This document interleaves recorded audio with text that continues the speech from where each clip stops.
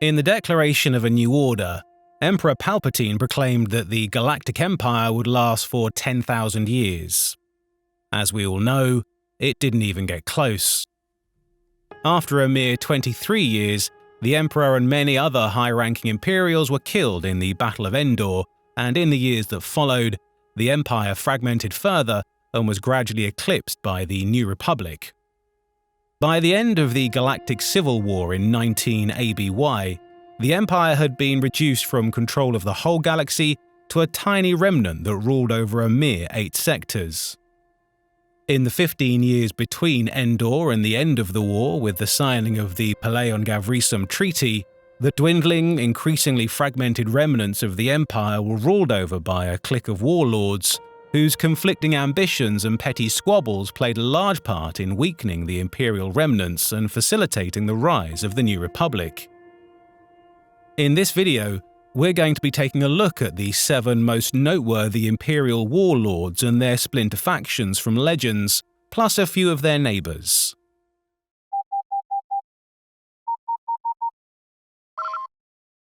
Attention, Sergeant on deck! To say that the Battle of Endor was devastating for the Empire would be a severe understatement. Emperor Palpatine and Darth Vader were killed, leaving no clear successor to the Imperial throne. Numerous high-ranking Imperial officers, among them Moff Gigerod, Fleet Admiral Piet, and Grand Admiral Declan, perished aboard either the Death Star or Star Destroyers lost during the battle. Both the second Death Star and the Executor were destroyed, alongside at least 15 Star Destroyers, plus 4 more that were captured. Grand Admiral Kashyyyk took a severe hit all across the galaxy, as populations on countless worlds rose up in celebration of the Emperor's death. Several planets were liberated by the Alliance or abandoned by the Empire in the battle's immediate aftermath, and rebel sympathizers that had previously been too scared to fight began to believe that the Empire could be defeated after all. Before long, the Rebel Alliance would formally establish the New Republic and contest the Empire's claim to rule of the galaxy. But the Empire had not collapsed, not yet. Quite the contrary, the Empire was still firmly in control of most of the galaxy. In the Corewood regions of the galaxy, the celebrations and uprisings that erupted after news of the Emperor's death were swiftly crushed. The political authority of the Empire recovered, as Grand Visa Sate Peastage took power on Coruscant, and the Imperial military still had a massive strategic advantage over the Alliance fleet.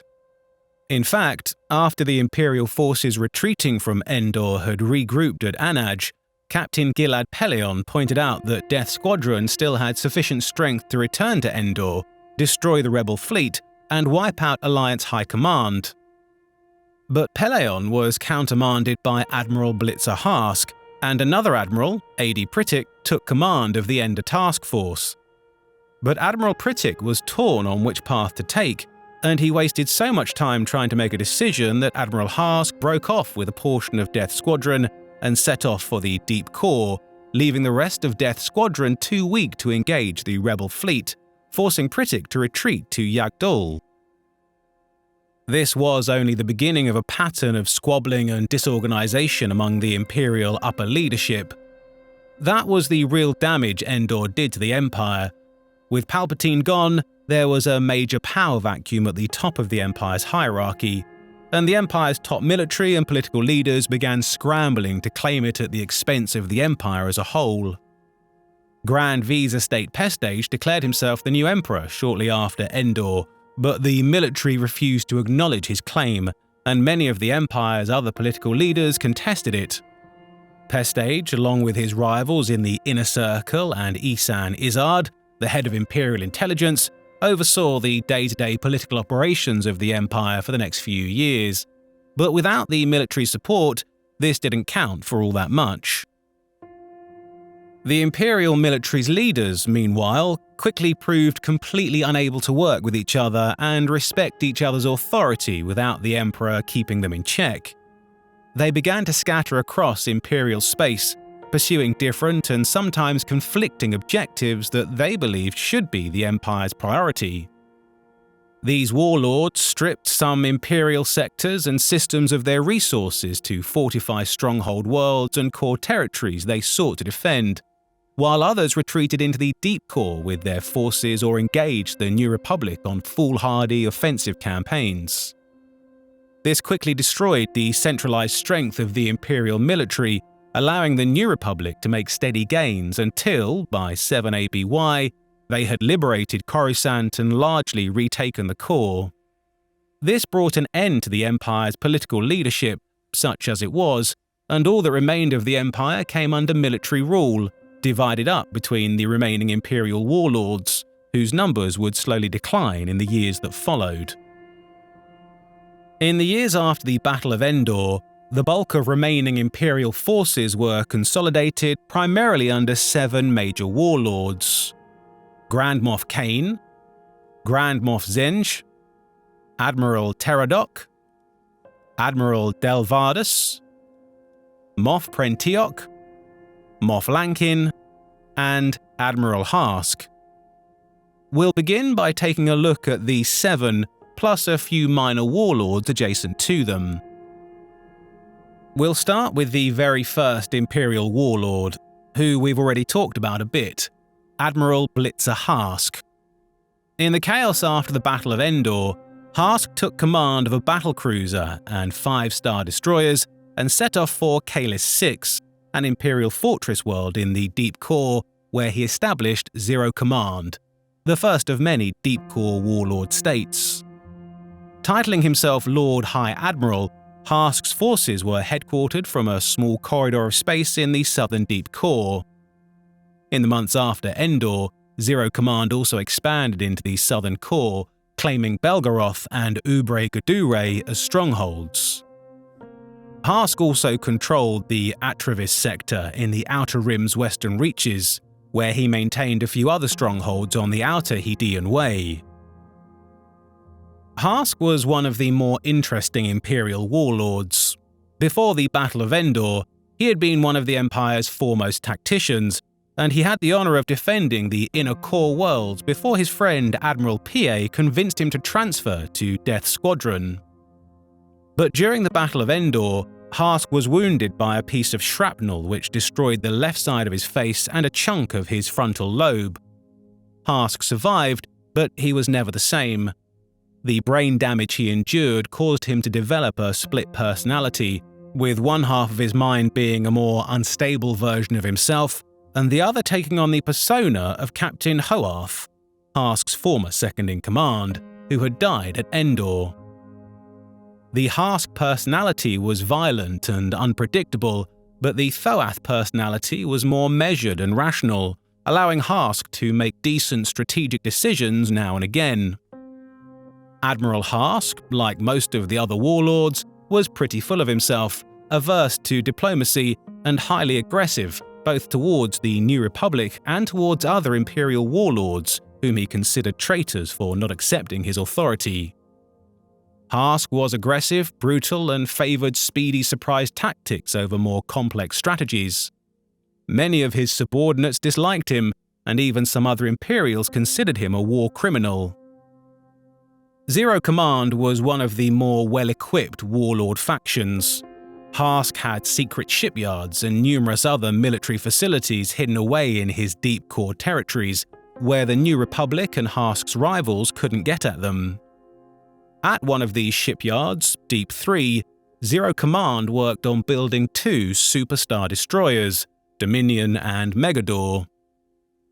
Alongside these vessels, Zero Command maintained a fleet that included the 6 ships Hask had taken from Death Squadron, alongside many other star destroyers and a large force of stormtroopers. At several points in the Galactic Civil War, Hask dispatched parts of these forces to assist other warlords. He was one of the few warlords to provide military support to Sate Pestage early in the conflict, and he also supported Ysane Isard after the liberation of Coruscant. In the first 2 years after Endor, Hask carried out a campaign of harassment against the New Republic in the southern portion of the galaxy, but he wasn't able to accomplish much. Not long after Endor, Hask's initial conquests in the southern core were reversed, leaving Zero Command in control only of its deep core territories and the Atravis sector, both of which remained largely stagnant throughout the Galactic Civil War. After these losses, Haas kept the bulk of Zero Command's forces hidden away in the deep core, though he would go out and battle the New Republic on occasion, often to disastrous effect when his unstable persona took over. Also located in the deep core was a smaller Imperial warlord state, the Constitutional Proctorate of Prakith, ruled by Moff Fogabril, the governor of the hellish deep core Imperial stronghold Prakith. Prakith lay within the territory of Moff Sinzero Gan, the original Moff of the deep core, but after Endor, Admiral Malfcla Izu, another deep core officer, named Fogar Brill the Moff of Prakith, and Brill established his newfound holdings as an Imperial splinter state. Nominally, the Constitutional Proctorate of Prakith was ruled by Moff Gan, but Fogar Brill really ran the show, declaring himself the governor for life of Prakith. Brill's petty state was kept stable thanks to an alliance with the Mining Guild and the work of the Red Police, a militia that policed the Protectorate worlds, known for carrying out mass executions of vagrants and dissidents on occasion. Brill had a respectably large fleet at Prakith, which he named the Grand Imperial Navy, but he never used it, as he was perpetually convinced that the New Republic was on the verge of invading the Proctorate and attacking Prakith. Consequently, Fogar Brill's fleet maintained a constant defensive posture, and throughout the remainder of the Galactic Civil War, the Protectorate never really did anything.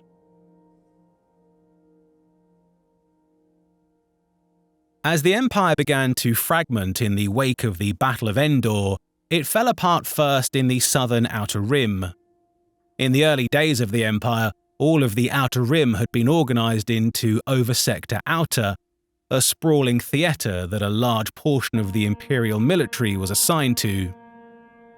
Oversector Outer was managed by a single Grand Moff, originally Grand Moff Tarkin, and it was headquartered on Tarkin's homeworld of Eriadu, a wealthy Imperial stronghold in the southern Outer Rim.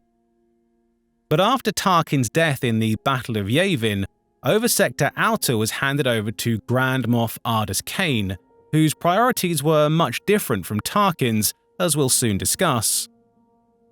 Kane relocated the Oversector's headquarters to Intrala, a planet in the New Territories that was on the opposite side of the galaxy from Eriadu, and after the Battle of Endor, Kane abandoned the southern part of Oversector Outer, withdrawing all of its forces there to fortify his holdings in the New Territories. But some of the personnel assigned to the south refused to go. Chief among these was Admiral Sander Delvardus. Delvardus, who had married into the wealthy Tarkin family, had taken over the forces assigned to Eriadu after Kane relocated Oversector Outer's headquarters to Intrala, and he was one of many Iraduans in Oversector Outer that took issue with how Kane snubbed their proud homeworld.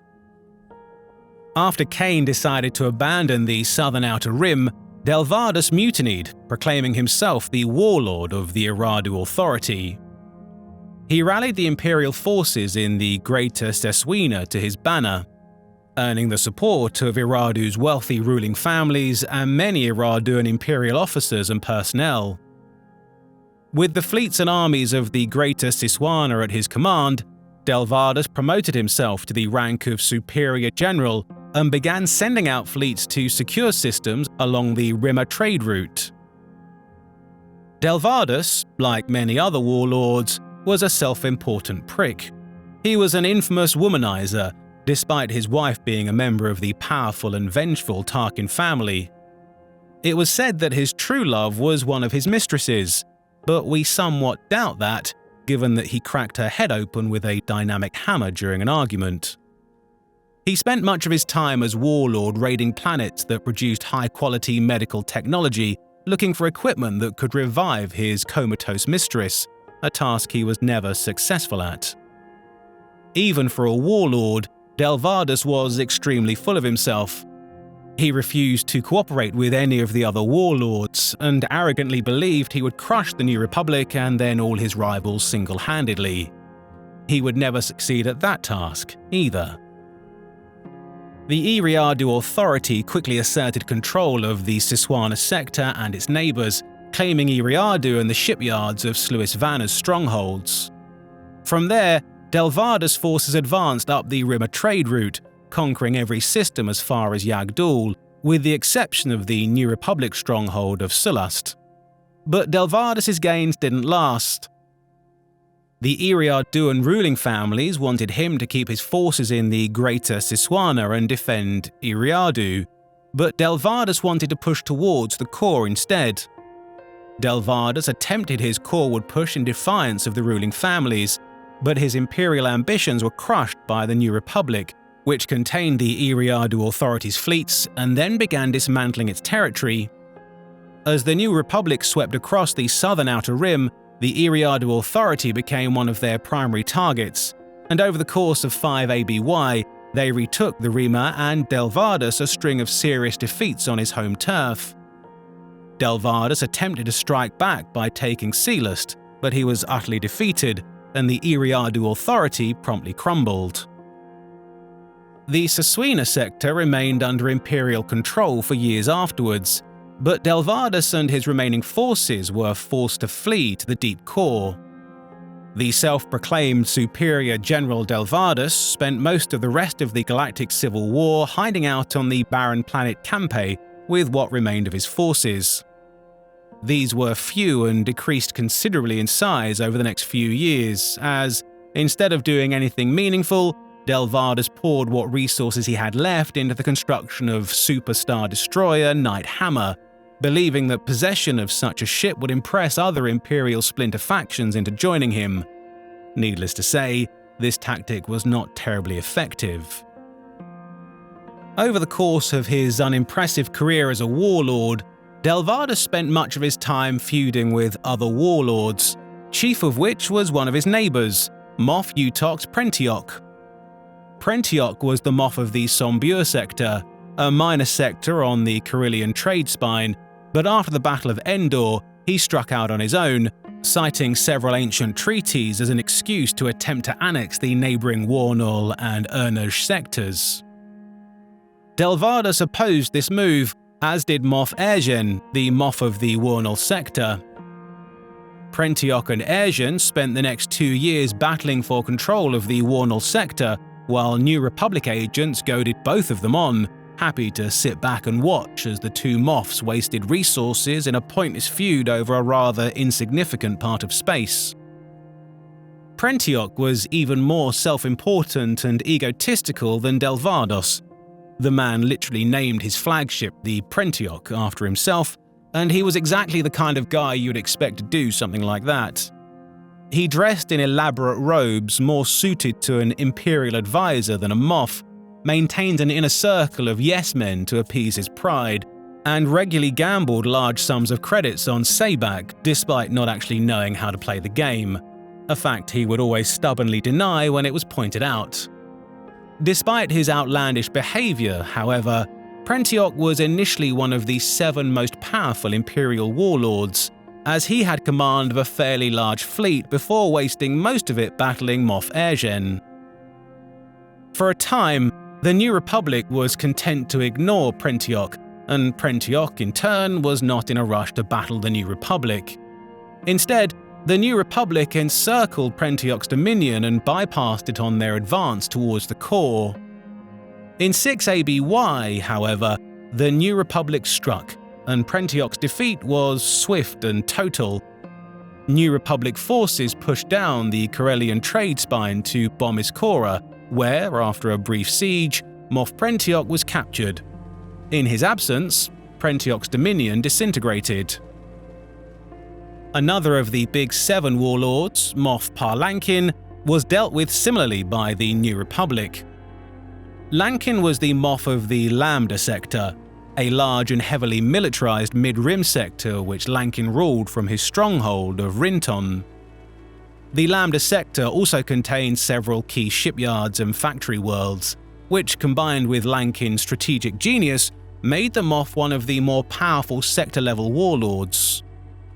Unlike Prentioch and many of the other warlords, Lankin doesn't seem to have been especially egotistical, and apart from being an excellent tactician, there wasn't really much that made him stand out. But he was effective. His troops were some of the best in the Empire, and he had dreams of conquest. Like Prentioch, Lankin attempted to expand his domain into several neighbouring sectors, but his ambitions were crushed by the New Republic's Haverol sector campaign, which greatly diminished Lankin's forces. Following this, the Moff was contained within the Lambda sector, which the New Republic had retaken by 8 ABY, likely killing off or capturing Moff Lankin in the process. In contrast to the tactical situation in the Galactic South, the Empire was in a far stronger tactical position in the Galactic North in the immediate aftermath of the Battle of Endor. Apart from Calamari space, the Empire was initially in firm control of the Northern Rim, and the New Republic's operations were mostly concentrated on the other side of the galaxy. But the Empire's northern territories and fleets were quickly divided up between the three most powerful warlords, who left the core ward regions of the Empire to be liberated by the New Republic while they consolidated their power. The least powerful of these three warlords was Admiral Trayton Teridoc, who was stationed in the Maldrood sector in the Midrim when the Emperor died.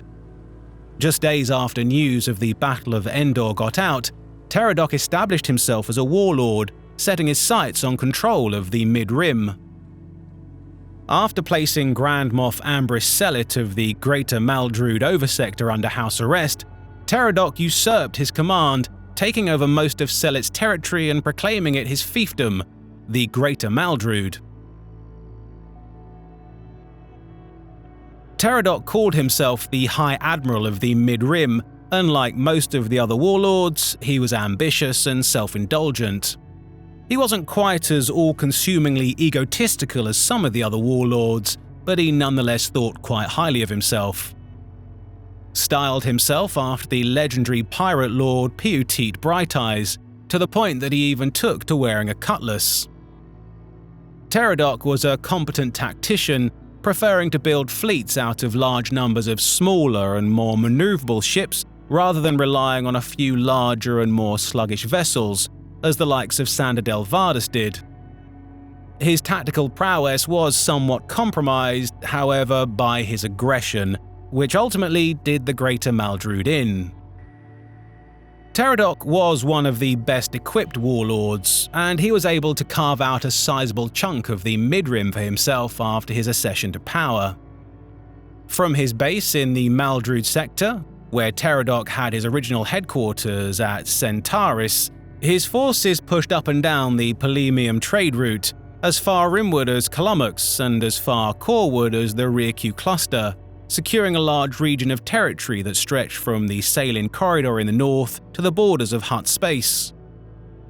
This pocket of space contained a swath of key industrial worlds, including Charos IV, Roche, Metalorn, and Abion, the agri-world Barlumuk, the shipyards at Thanos and Abion, and the prosperous trade worlds Bimisari and Centaurus. This gave Teridoc a powerful economic base, further augmenting his considerable military strength. The Greater Maldrood was largely self-sufficient, and if Teridoc had pursued a policy of isolationism, it might even have thrived. Instead, Teridoc fought a constant campaign against almost all of his neighbours. The High Admiral of the Mid-Rim despised both the New Republic and the Hutts, and he repeatedly sent out his fleet to battle them both, harassing the Hutt's northern borders and the New Republic forces advancing through the slice. He also fought repeated skirmishes with his neighbour to the north, Warlord Zsinj, to his own detriment. The Greater Maldrood nonetheless held together longer than many Imperial remnants, sticking around for a year after the liberation of Coruscant. But Teridoc's fortunes changed after the death of Zsinj in 8 ABY. With Zsinj gone, his Imperial remnant fell apart, and Teridoc scrambled north with his fleet to lay claim to as much of his rival's former holdings as he could. But this dragged the Greater Maldrood into a three-way battle, as Imperial forces from the New Territories and the New Republic Navy both had the same idea. Teradok bested the Empire's Admiral Rogris at Junction, winning over many of Zsinj's former followers, but he was then defeated in a string of battles by the New Republic's Admiral Akbar, who crushed Teradok's fleet at Mar Eden and took the Greater Maldrood strongholds of Thanos and Gala. As Akbar closed in on Centaurus, Teradok decided to flee to the Deep Core with the majority of his fleet, and the Greater Maldrood collapsed. Most of the Greater Maldrood was promptly annexed by the New Republic, including Centaurus and the Maldrood sector itself, though Teradok maintained a loose control over a few insignificant mid-rim holdings. The Greater Maldrood's fleets and leadership relocated to Hakasi on the eastern edge of the Deep Core, where Teradok's brother Kosh had maintained a small swath of territory. The Teradok brothers, who had spent most of their lives as rivals, decided to join forces, with the remains of the Greater Maldrood becoming part of the federated Teradok Union.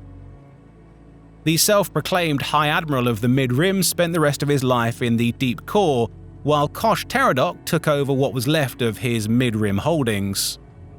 With their still massive fleet, the Teradoks were one of the most powerful Deep Core warlord factions, but they wasted much of their remaining resources on pointless skirmishes with Hask and the forces of Zero Command, steadily fading into insignificance. Our next warlord, Zsinj, is probably worth a video of his own. For a time, Warlord Zsinj was the most powerful of the Post-Endor Imperial Warlords, the #1 enemy of the New Republic in the year between the liberation of Coruscant and Thrawn's campaigns. Originally the Grand Moff of the Quelai Oversector, Zsinj expanded his territory into an empire that controlled most of the Trans-Hydian region, and he used his power in a quest to unseat the New Republic and return the galaxy to Imperial control. Warlord Zsinj was a fascinating character. His career in the Imperial Navy started when he was assigned to lead a task force charged with hunting down his own mother, a formerly respected naval officer who had refused to acknowledge the end of the Republic and the rise of the Empire, commandeering a Star Destroyer and becoming a pirate. Zsinj carried out his mission with ruthless efficiency, killing his mother and earning himself the title of Warlord of the Empire in the process, making Zsinj one of the few post-Endor Imperial warlords to have actually been granted the title. Zsinj quickly rose through the ranks, becoming an admiral and then a Grand Moff, and after the Battle of Endor, he struck out on his own, quietly consolidating his power and building his own empire. Zsinj was a heavy-set, balding man known for wearing the white uniform of a Grand Admiral, despite having never earned the rank. Unlike most of the post-Endor warlords, he was not only competent but brilliant, a strategic genius who excelled at scheming and misdirection. He believed deception to be the most effective weapon, and at any rate, he certainly used it to great effect. Zsinj was also a bit eccentric, known for his theatrics and for putting on various personas to deceive people around him. He led some to see him as a psychopath, others to see him as a buffoon, still others to see him as a pirate, and so on. Zsinj allowed virtually no one to get an accurate picture of his personality, and he worked to control how others thought of him so that he could predict how they would react to him. In all, Zsinj was a schemer, and a damn good one. Warlord Zsinj started out with control of the Quelai Oversector, which he ran from his headquarters on Serrano. He took Ord Cestus, Botajeth, and Liana as strongholds, and he also set up major operations on Dathomir, which he made into a fortress world.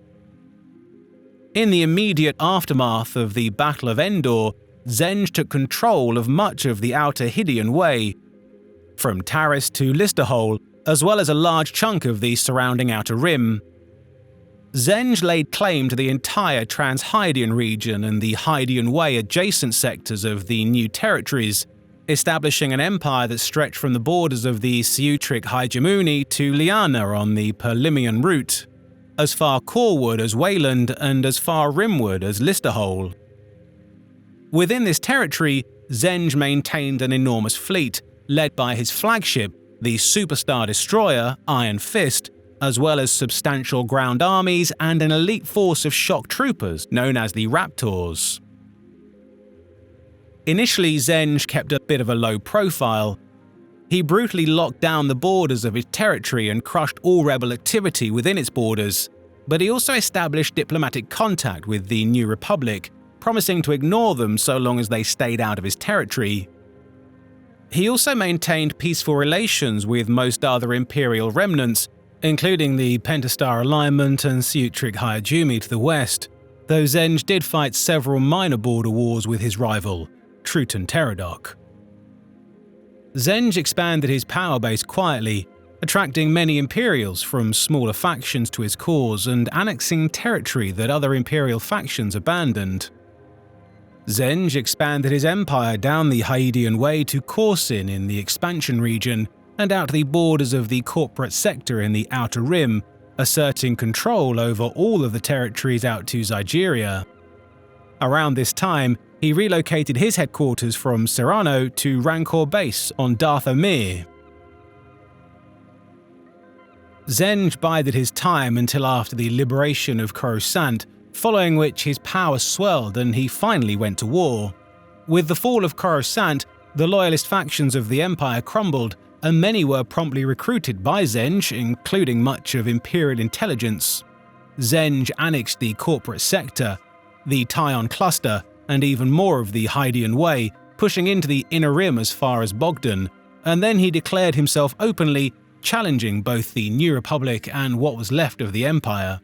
Zsinj attacked the New Republic colonies of the New Alderaan and Selachron, and his fleet pushed south into New Republic-held parts of the Mid-Rim, vassalizing or annexing many additional sectors. Zsinj even pushed into the core worlds, attacking the Imperial loyalist planet Kuat in an unsuccessful attempt to steal a second superstar destroyer. But Zsinj's campaign proved overly ambitious, and his attack on Kuat proved to be his undoing. It infuriated the Imperial loyalists enough that they authorized Admiral Rogris to share tactical information with the New Republic and carry out a joint offensive against Zsinj's empire. Admiral Rogris and the New Republic's General Han Solo spent the early months of 8 ABY steadily chipping away at Zsinj's territory, dismantling his empire's economy and crushing his fleets in a series of engagements. Solo's forces, supported by a Hapan fleet and a clan of Dathomorian witches, ultimately attacked Rancor Base, Zsinj's stronghold on Dathomir, and the Warlord was killed in the battle, slain by Solo himself. With his death, Zsinj's empire promptly crumbled, and his territory became a contested borderland region between several Imperial factions and the New Republic. The last Warlord was perhaps the most significant of the Big Seven, even if Zsinj's empire was larger for a time. We're talking about Grand Moff Ardus Kane, Tarkin's successor as the Grand Moff of Oversector Outer, whom we mentioned earlier when talking about the Eriadu Authority. Kane relocated Oversector Outer's forces to the new territories after the Battle of Endor, consolidating those fleets that heeded his orders in the Outer Rim west of the Hyadian Way.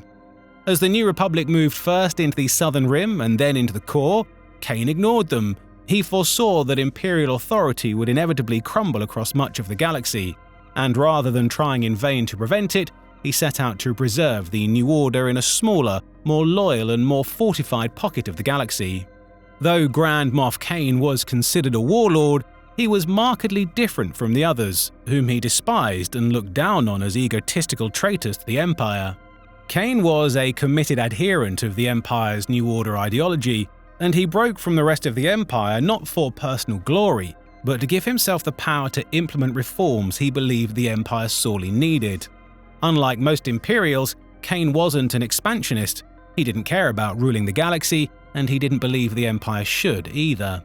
Kane believed that the Empire's undoing had been trying to control the galaxy and spreading out its forces in the process, and he abandoned that goal in favor of establishing more firm control over a smaller and more loyal region of space.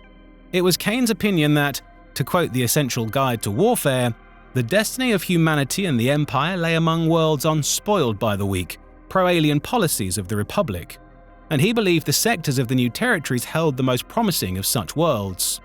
This was why he had moved his headquarters to Entrala after taking over Oversector Outer, and why he moved all his forces into the new territories after Endor. Kane urged the Imperial Loyalists to join him, touting the new territories as a future cradle of human civilization and the New Order, but the Loyalists dismissed him as a traitor and denounced him for ceding the Southern Rim to the New Republic. Kane's response was that Sate Peastage, Ysane Isard, and the other Loyalist leaders were all unworthy of his loyalty, and that, to quote the Essential Atlas, he would be loyal to any ruler with a vision worthy of the Empire.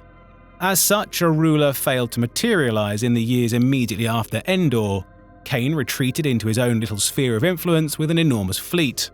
Kane soon withdrew his forces even further, abandoning much of the new territories and consolidating everything with a cluster of just 14 sectors: the Pref's Belt, Velkar, Perrin, Classis, Korean, Dynali, Obtrexter, Braxant, Albayo, Kosanda, Atravis, Reljim, Maito, and Ryobalo sectors. In 4 ABY, Kane met with the Moffs of these sectors and the heads of 5 Imperial corporations on his superstar destroyer, the Reaper, above Munilinst.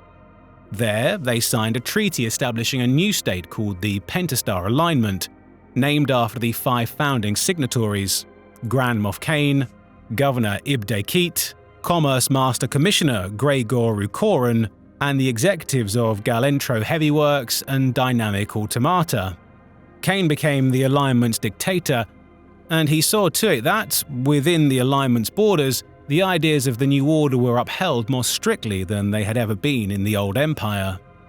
Despite controlling a relatively small expanse of territory, the Pentastar Alignment counted a ton of important worlds as members. Included among these were the banking clan strongholds of Munilinst and Maigito, the wealthy trade world Entrala, the industrial worlds Beskane and Ord Thorden, the shipyard planets Jamus, Ord Trasi, and Yegu Minor, and the fortress worlds Valk 7 and Sartine Ninan, the latter of which was later known as Bastion. Also included within the territory of the Pentastar Alignment was the Velkar Free Commerce Zone, a region where the Pentastar Alignment allowed corporations to do whatever they wanted, up to stripping entire planets of resources down to the gases in their atmospheres. The 2 corporations whose executives had signed the Alignment's founding treaties, Galentro Heavy Works and Dynamic Automata, had their headquarters in this region on Kampzar and Kantras Gola, respectively. The VFCZ and the corporations based there, together with the banking clan worlds and industrial planets, gave the Pentastar Alignment an incredibly strong economic and industrial base, while the industrial world constantly funneled resources into the Alignment's shipyards to expand the Pentastar Alignment fleet, which was massive to begin with. The Pentastar Alignment functioned as a corporatocratic dictatorship, with Kane giving his corporate backers a free hand to do whatever they liked, so long as they kept the Alignment's economy strong and its military forces stronger. The corporations ran most of the Alignment, but they did so in tandem with Kane's state apparatuses, which he redesigned personally to be more efficient than those of the Empire. The Pentastar Alignment's government, which was headed by Kane and a hand-picked council of advisors and run from Entrala, was divided into 2 main branches, named Order and Enforcement. Order was divided into 4 branches: the Politorate, Insurrection, Justice, and Protectorate. The Politorate was a Compnor-like agency that enforced the ideological precepts of the New Order, assigning much despised political enforcers throughout the Alignment's military and other agencies. Insurrection was the Alignment's propaganda arm, which aimed to be more subtle than the Empire's propagandists, with a focus on spreading unsavory rumors about the New Republic to keep the Alignment's member worlds loyal. Justice was led by several former Imperial Inquisitors and acted as the Alignment's secret police, while Protectorate handled internal security for Alignment bureaucracies. The Enforcement branch, meanwhile, primarily oversaw the Pentastar Alignment's military forces, which were reorganized into the Pentastar Patrol, which was not a terribly intimidating name for one of the most fearsome military forces in the galaxy. The Pentastar Patrol was the strongest Imperial fleet left in the galaxy, led by Kane's flagship, the Reaper, and the 24 Star Destroyers of Scourge Squadron. These operated alongside thousands of other Star Destroyers and lesser capital ships, and together they made up a military force strong enough to pose a serious threat to the New Republic. Or it would have, if Kane had been interested in challenging the New Republic. That was the other thing that made the Pentastar Alignment unique. It was pretty staunchly isolationist. The Pentastar Patrol mostly just battled pirates and kept the Alignment's borders closed, and Kane was content to ignore the rest of the galaxy to focus on making the Alignment's 14 sectors into the perfect embodiment of the New Order. Thus, as the New Republic pushed into the core and the slice, Kane and the Pentastar Alignment did nothing. As Coruscant fell, the Imperial Loyalists retreated to the non-alignment sectors of the new territories, and Zsinj and most of the other Warlords were killed or driven into the deep core. Kane and the Pentastar Alignment did nothing. This proved to be the smart move. Because of Kane's isolationism, the New Republic was content to leave the Pentastar Alignment alone. It was only in 8 ABY, when Grand Admiral Thrawn returned from the unknown regions, that Kane was forced to make a move. While all these warlords were running around doing their thing, the Imperial Loyalists had their own agendas. Sate Pestage, the Inner Council, and Imperial Intelligence Director Isard oversaw the non-warlord-run territories of the Empire from Coruscant until its fall in 7 ABY, following which Isard took control of the Loyalists and continued leading them against the New Republic. Isard was soon defeated and went into hiding, however, and the Imperial Loyalists retreated to a region of space surrounding the Pentastar Alignment, setting up their new capital on Orindu. By the end of 8 ABY, it seemed that the Empire was soon to be consigned to history, with only the Pentastar Alignment and the Deep Core Warlords left to carry on its legacy. Then, in 9 ABY, Grand Admiral Thrawn returned from the unknown regions, taking command of the Imperial Loyalists and beginning a new campaign against the New Republic. His promises to restore the Empire won him the loyalty of the followers of many of the Pentastar Alignment's personnel, forcing Kane to keep his word about being willing to follow any leader with a vision worthy of the Empire.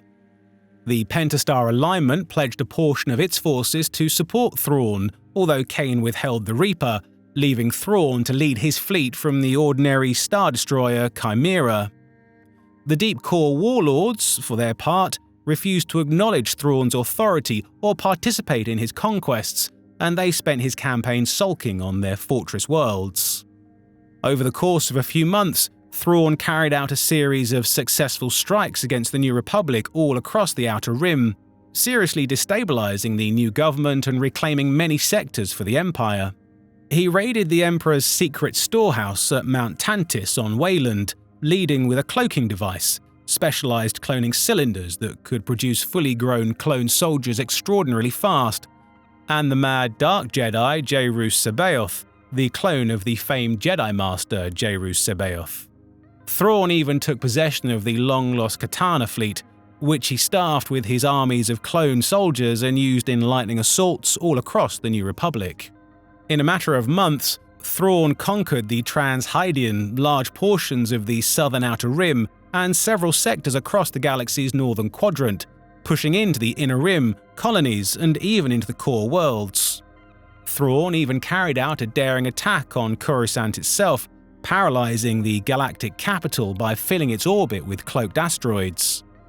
The Grand Admiral doubled the size of Imperial territory, and his campaign only stopped when, during the Battle of Bilbringi, he was assassinated by Rook, his Nogri bodyguard.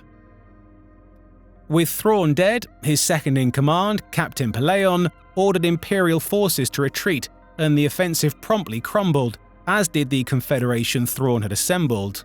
The Pentastar Alignment went back into isolation, and the Imperial Loyalists rapidly lost virtually all of the territory Thrawn had won for them. The New Republic quickly rebounded, but the very next year it was in for yet another pounding. Even as Thrawn's campaign was taking place in the galaxy beyond, the Warlords in the Deep Core were secretly mustering their forces, allied at last, but not under the Grand Admiral. They were answering summons sent out from the shadowy secret Imperial throne world of Biss, a little-known and nigh unreachable world at the heart of the Deep Core, where a new warlord was preparing a campaign against the New Republic.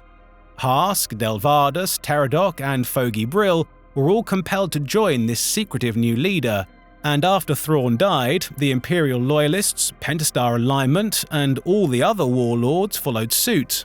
Few knew the identity of their shadowy leader, but all were compelled, by ambition or the Force, to pledge themselves to his cause. In 10 ABY, this new Imperial Confederation made its move. Vast Imperial fleets swept out of the Deep Core, led by never-before-seen warships and superweapons, including super laser-equipped Eclipse-class superstar destroyers and the fearsome World Devastators, which tore up cities and melted them down to make weapons, starfighters, and other war machines. Armed with these terrifying new weapons, the vengeful Imperials drove the New Republic back out of the core, recapturing Coruscant and many other core worlds. The first wave of this invasion had barely ended, however, when the Imperial coalition collapsed in a six-way civil war, which devastated the planets the Imperials had conquered even more than the initial assaults had. The New Republic took advantage of this to launch a counterattack, but it was then that the leader of the Imperial coalition revealed himself. This new offensive was orchestrated by none other than Emperor Palpatine, whose spirit had escaped chaos with the help of his dark side adepts and taken possession of a clone body on Biss. The reborn Sith Lord ignored the carnage of the Imperial Civil War, which he considered a culling of the weak, and instead travelled to the New Republic's temporary headquarters, where he summoned a Force Storm to obliterate the Republic's leadership. But his own Force Storm ended up consuming him, and Palpatine's spirit was forced to migrate to a new clone body. Once back on Biss, he unleashed another new superweapon, the Galaxy Gun, which could destroy planets with hyperspace missiles fired from Biss. The Galaxy Gun began destroying planet after planet, terrifying most of the core, colonies, and Inner Rim into swearing loyalty to the Emperor. But Palpatine's new offensive wouldn't last.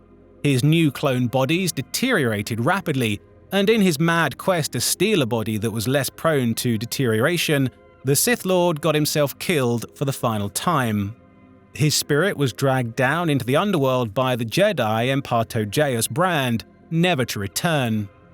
In Palpatine's absence, his Dark Empire crumbled. The final death blow came when Rebel agents reprogrammed the Sith Lord's flagship to ram itself into the Galaxy Gun. As the superweapon was destroyed, it fired off one last projectile, which struck and destroyed Biss itself. By the end of 11 ABY, the Imperial Warlords were back to fighting one another in their Deep Core redoubts, now with greatly reduced forces, while the Imperial Loyalists were forced back to the new territories in disarray. Once the threat of the Galaxy Gun and the Emperor were gone, every world the Dark Empire had conquered immediately rejoined the New Republic, which was restored to power on Coruscant. At the end of it all, the Empire was in a weaker position than ever before. The forces of the Warlords were depleted, the Dark Empire's military might had been lost with Biss, and even the mighty Pentastar Alignment was struggling, as Grand Moff Kane had been killed in a battle at Palani, and the Pentastar Patrol was at greatly reduced strength.